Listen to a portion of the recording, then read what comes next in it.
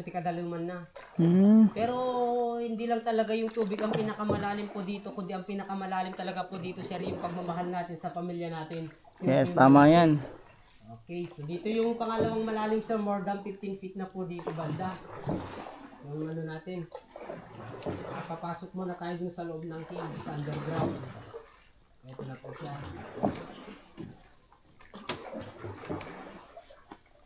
Wow, nagpintas piman dito Lusok Cave. Ito siya guys, oh.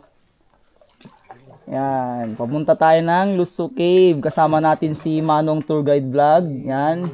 Shout out sa sir. Papalo din pala ng page niya, si Manong Tour Guide Vlog dito sa Lusok Cave.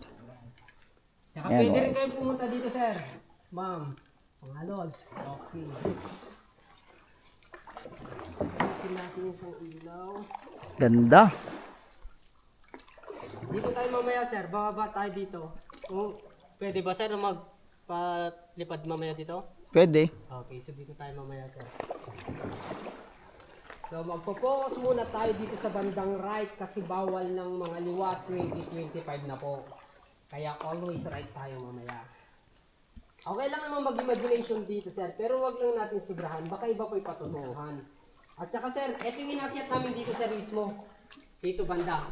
So ito yung daanan po ng natin, sir, moderate po dyan. Tapos yung hardware dito naman po, dito naghiwalay papunta po doon. Sa mayroon po doon, hanggang doon sa may maliwanag po doon sa harap natin, sir, banda ron.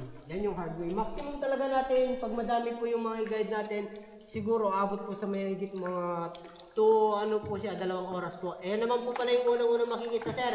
Tinatawag namin parang binata at saka dalaga. Ayan po sila, sweet couple. Lahat pala yung napansin natin na nag-form dito sa loob ng picture. Puro nature pala sila. At saka ayan naman po pala yung nag-form pala tinatawag natin Buddha. So ito naman po. Ayan. At saka ano din po pala sila, meron pang tinatawag na couple na sweet couple po natin na pag po dito. Ito po siya. Jellyfish po. Ito. Ito yung mga bawal natin pinapahawakan. Lalong-lalo na po yung mga kumikinang po na tulad po nito, sir. Kasi yung kamay natin may kusang lumalabas na natural fluid, yung po yung acid na kasira po sa mga bato, sir. Magiging brown po sila, sagaban lang po sa paglaki. Ito po yung bagsak niya. So yan, ibig sabihin patay na yan. Tawag natin mushroom. Tsaka yan naman po yung stalagmite din. Stalactite natin dyan, balang araw mag-mimic din po yan. Ayan po siya. Tsaka sa taas naman po banda ron, last supper naman po nandun po. Yan po yung last supper natin dito, sir. Okay, so right sa dub, sir, ito pa yung mga bawal natin pinapahawakan dito. Yan, so bawal hawakan yung mga kumikinang daw. Opo. Pwede lang po sigurong duraan, wag lang pong dilaan. Baka may halong tayo na po yan. Opo, at saka nandun naman po pala, sir. Yung parang imahin naman po ni Mama Mary. Yes, tama. Parang image siya ni Mama Mary, guys. Napakaganda. Sir, dito, sir, pwede tayo tumingin sa taas, ha? Wag lang natin ibukang bibig natin. Dito po siya. Daming paniki. Sir, mas madami pa. Dito banda. Saka bali dalawang grupo kasi yung mga paniki natin dito, meron pa din sa pinakadulo. Ito mas makakaasal sila.